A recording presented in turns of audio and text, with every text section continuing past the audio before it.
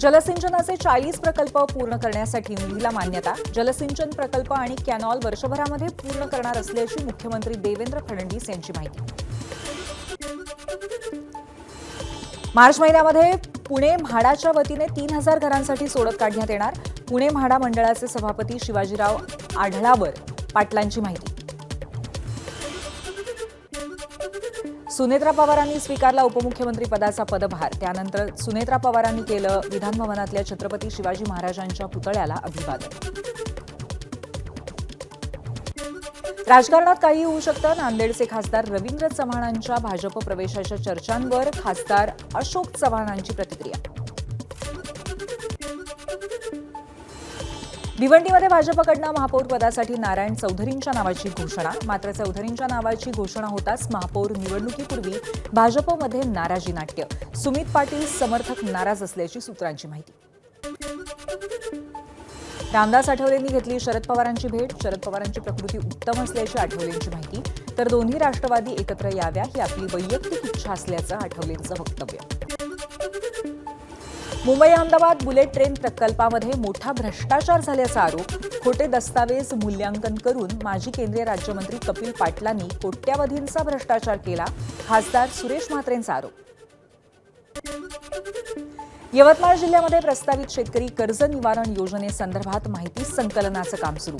जिल्ह्यामध्ये एकूण 1,32,000 कर्जदार शेतकरी आहेत आणि यांची आवश्यक कागदपत्र संबंधित बँकेकडे जमा करण्याचं प्रशासनाने आवाहन केलंय. आयआरसीटीसीकडनं प्रवाशांसाठी ई पॅन्ट्री सेवा सुरू. सुविधेअंतर्गत प्रवाशांना थेट त्यांच्या सीटवरती गरम जेवण आणि पाणी मिळणार आहे. सध्या 25 मेल आणि एक्सप्रेसमध्ये ही सुविधा उपलब्ध आहे.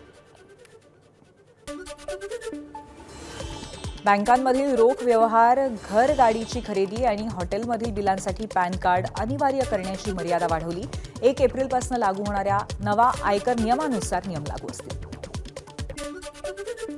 हिंगोलीमध्ये पाण्याच्या मागणीसाठी महिलांचा जिल्हाधिकारी कार्यालयावरती घागर मोर्चा.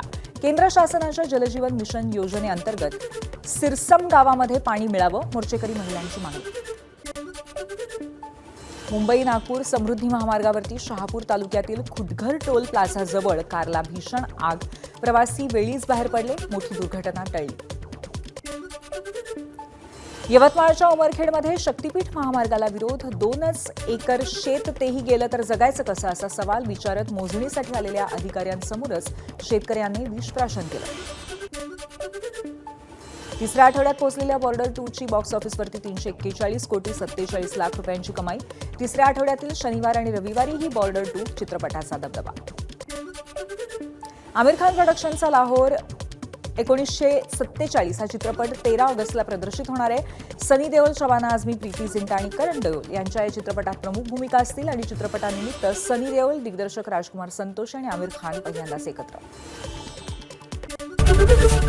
एबीपी माझा, उघडा डोळे बघा नीट.